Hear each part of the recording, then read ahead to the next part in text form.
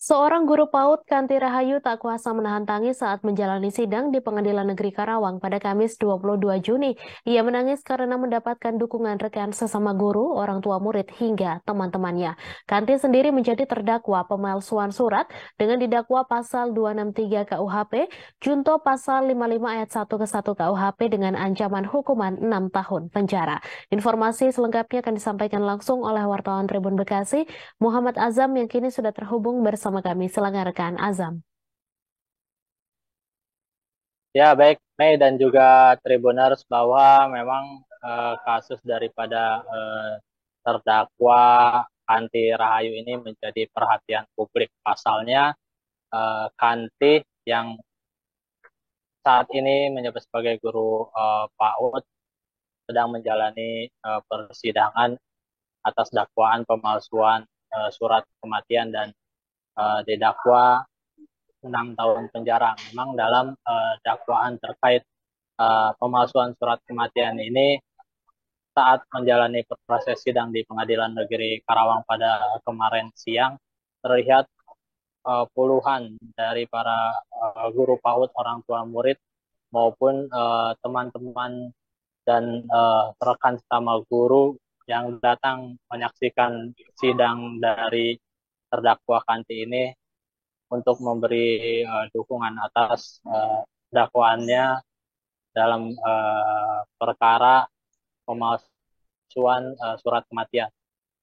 Dalam proses suasana sidang ini pun Kanti tidak kuasa menahan tangis, mendapat dukungan daripada orang tua murid, teman maupun hingga guru-guru dari rekan profesinya tersebut. Untuk kuasa hukumnya Eva menjelaskan kronologi awal mula kasus daripada Kanti ini berawal pada ketika ia masih menjabat sebagai sekretaris desa di Dawan Barat, yang ketika itu ada seorang ahli waris memintanya untuk membuatkan surat kematian atas nama Husni, ya ini yang merupakan juga dari neneknya sendiri ketika di kantor desa tersebut. Dan ketika itu Kanti yang bertugas sebagai sekdes di desa tersebut memberikan pelayanan, dikarenakan pula memang kepala desanya saat itu tidak ada atau sedang berhalangan, sehingga yang mengurus dan hingga menandatangani proses pembuatan surat kematian itu ialah Kanti. Namun ternyata surat dari kematian yang ditanda tangan atau yang diterbitkan oleh Kanti di desa digunakan oleh ahli waris untuk proses persidangan sengketa lahan yang terjadi, sehingga memang awalnya itu dituliskan bahwa Bu Husni meninggal tahun 89 dan dituliskan dalam surat kematian itu Bu Husni meninggal pada tahun 89, sedangkan untuk transaksi dari pembeli pertama yang mengaku telah memberi tanah secara langsung dengan Bu Husni itu terjadi transaksi tahun 90, otomatis dengan adanya surat kematian pada tahun 89 atas nama Bu Husni ini menggugurkan atau membatalkan proses daripada gugatan sengketa lahan itu, sehingga dimenangkan oleh ahli waris.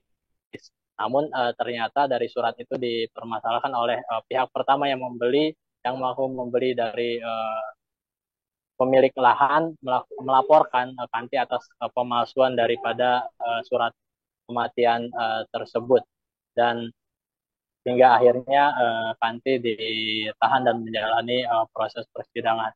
Pengacara Kanti menyebut bahwa dalam tanda kutip Kanti, dia menilainya bahwa Kanti juga menjadi korban atau kambing hitam daripada eh, sengketa atau rebutan daripada lahan tanah seluas 5 hektar yang ada di wilayah Dawan, Kecamatan Cikampek, Kabupaten Karawang, Jawa Barat, itu yang seharusnya memang Kanti ini hanya menjalankan pelayanan seperti biasa dan dia tidak mengambil keuntungan dan tidak mengetahui bahwa surat itu ternyata digunakan untuk proses gugatan dalam persidangan di sengketa lahan yang terjadi antara ahli waris dan pihak pembeli.